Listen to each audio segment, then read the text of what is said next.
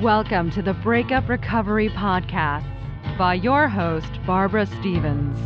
Discover the wisdom and remarkable insights of Barbara Stevens, breakup recovery mentor, author, and public speaker. Barbara offers programs and solutions for any breakup so you can turn your life around, create lasting changes for the better, and embrace life again.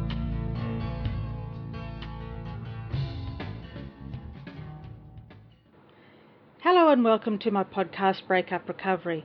This is episode number 019.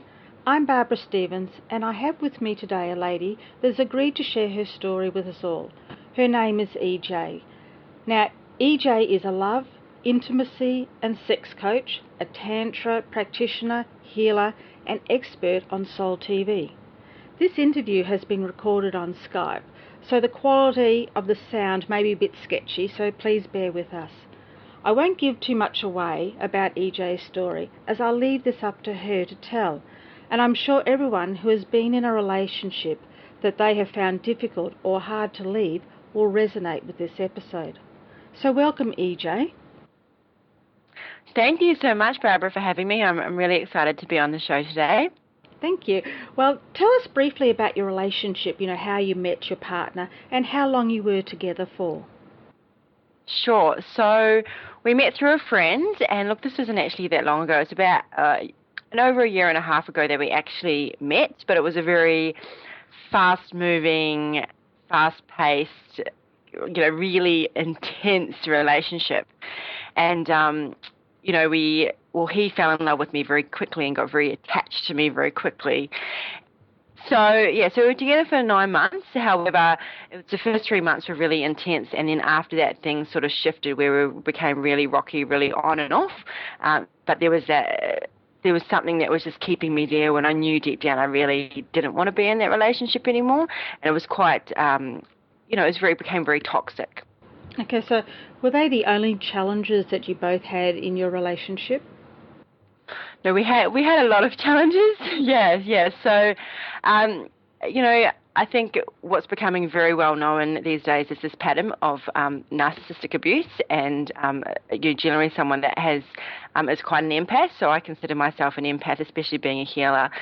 And there's this pattern or this polarity where often an empath will attract someone that can be quite narcissistic. And I don't want to make him bad or wrong at all, because I have gone through this process of self-responsibility since and seeing my patterns. But there was, from the start, what happened was there started to be a lot of blame on his part, a lot of triggering on both our parts, really triggering our wounds, and it actually became very abusive. So there were a lot of manipulation, a lot of threats, a lot of he was using other women against me and trying to emotionally get to me and upset me, and even threatening my work and my career, and it's pretty full on. And I tried to leave many times. And there's a real trap for women, particularly in DV relationships, where there's this emotional abuse where they will hurt you, and then you sort of come back and apologize and say that, oh, I'm so stupid and I should treat you better, and make all these promises. And then, I know particularly me, the empath inside me really felt this, oh, I feel really sorry for him. I can see that that's not what he's like. If he just does the healing work, and he would then make these promises. And he eventually did go and see a counsellor and get anger management, but then that kind of fell off the wagon and abuse started again. And so, but for me, underneath, I had this nagging feeling inside me that, and from the start, my intuition was actually saying, no, this is not right. There's something not right here. And there were some red flags that I ignored. And I was so caught up in that love bubble at the start that I wanted to see where the connection went. And I thought, I'd already done a lot of work on myself. So I thought, this must be it, because, I've been doing all this work on myself, so now I must have attracted someone that can love me, because I've been doing a lot of self-love work. However, there was still a lot more work to do, which I found out after I finally left the relationship. And so there's a real big pattern for me, and I couldn't even understand why I kept going back when I knew that I didn't even want to be there. So, that was a really difficult period, but I got there. So how many times do you think you broke up, got back together, broke up? Yeah, I think it was happening almost on a daily basis for a while there. Look, I know that for the average is that women do this is 7 times. For me, it was definitely would have been 7. So, there was a period there where every couple of days he would start to get really triggered and reactive, and I would just have enough, and I'd get upset, and I'd tell him that I was kicking him out and that stuff, and he'd then go, well, I'm going to be on the street, and then I'd feel sorry, and there was those times, and so I didn't really set it in stone. But then I did actually move out, and it was about 6 months after. But then the relationship then went on and off for another 4 months after that. So it probably was about 7 times after that. But what kept happening, and this was the thing that kept triggering me, and this is really the only reason I can really see this, that now that there was another woman involved. So what kept happening is when I would ask him to leave after a few days, he'd start messaging me, telling me about this other woman, and it was the same woman each time pretty much, and it just triggered all these wounds inside me of not being wanted, of being left for another woman, and being betrayed, and it's almost like I had to prove myself that I was wanted. He would always choose me. Like, it wasn't a doubt. Like, every time I said, okay, come back, he would just ditch her and come to me. Like, it was just, he wasn't even really wanting, he was just kind of using her basically to get to me. And then she was distraught and devastated as well, because she was going through a similar stuff, having her stuff triggered. And but at the end of the day, I had to really get to this point where I was like, okay, I'm going to just be accepting that he's going to go to this other woman. And deep down, I knew they were never going to work out, because he was just going to do the same thing to her anyway. So, about 7, at least 7 times. Yeah. That sounds like you were definitely on a roller coaster of emotions. Oh, yes, it was crazy. And I was so disconnected from myself, and completely not doing anything that I wanted to do, not meeting any of my needs, not doing, and just I really self-abandoned and tried to work on making the relationship work when it was never going to work. What was the final moment, the final thought you had that triggered you into saying, no, this is enough, I'm not going back to this man, I'm not going to put up with this abuse anymore, I'm going to move on? I'd known for about, as soon as I'd moved out, this is the period I kind of knew when, because the police did get involved, and they put a DVO on him, and then that's when he went and got counselling and anger management. So after we'd moved out, I thought, and then he was showing me that he was doing the anger management, he was doing the counselling. I was like, okay, well, maybe we can make this work. However, what I felt inside myself was that, I wasn't moving forward in my life and my career. I was, I was already doing the tantric work, but I knew I wanted to move into coaching, and I couldn't do that when I was completely out of integrity. So I knew that the only way that I was going to really be following my heart in my life was when he wasn't in it anymore. And I knew that things would just, all these opportunities I was saying no to. Like, I'd been asked to go on Soul TV just before the relationship started, and I kept saying I can't do it right now, because I knew that I couldn't do it while I was with him. So I knew in my heart of hearts that things had to end, and I kind of set myself up to not be able to go back by booking myself in to do a tantra retreat in Melbourne, and I would have to fly away, and I knew that he wouldn't not be okay with that. And so I basically left, and I sat in the car. I remember I was sitting outside his house, and I rang my best friend, who's also a healer, and I rang her and I told her everything, all the feelings that were coming up. And what we really got was there was this massive wound of not being wanted that was sitting there for me, and it was really deep. It was like childhood stuff, and that had kept me going back time and time and again, because it was like I had to prove that I was still wanted by going back to him. And then when he went to this other woman, it was like saying I wasn't wanted. So that's when I got that, and we did some healing around it, and then I just left, got in my car, and I never looked back. And that was that was it. And then I went away and to Melbourne, and I came back and I was like a new woman. And over time I did a lot of healing, but yeah. It's very difficult for a lot of women to actually physically leave. They know that they have to leave. They know it's not good for them, the particular relationship. Sometimes it takes a friend to help you through this, and obviously you had a very good friend that did help you through this.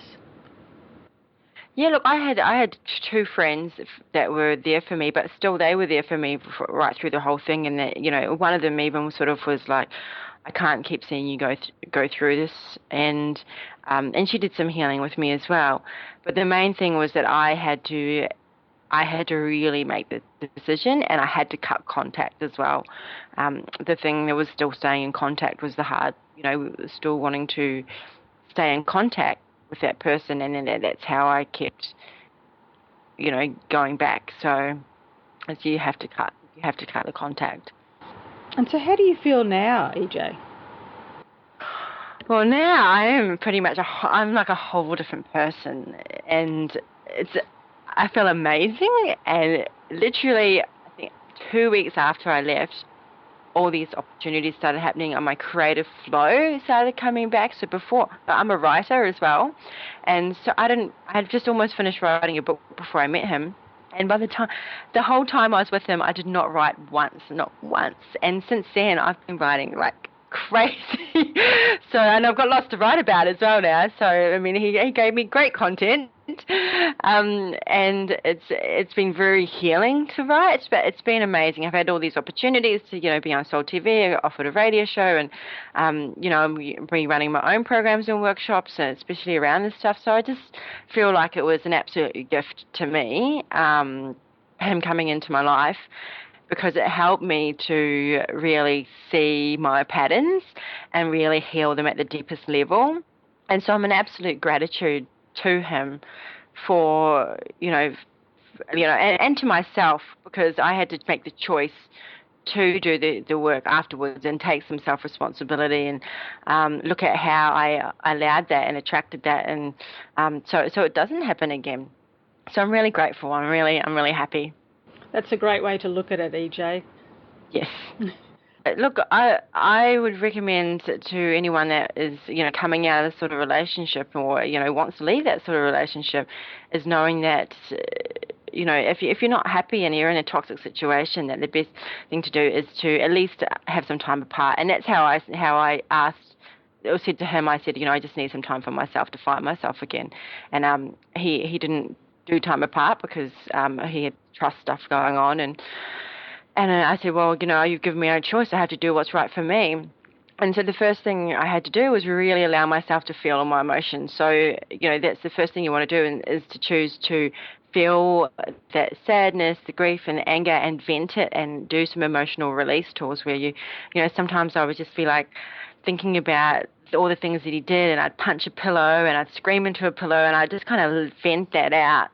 And really, and really name my emotions. Like, I'm feeling angry, I'm feeling frustrated, and what do I need? Connecting to my own needs, because I hadn't been connecting to my wants and needs for 9 months. It had always been about him.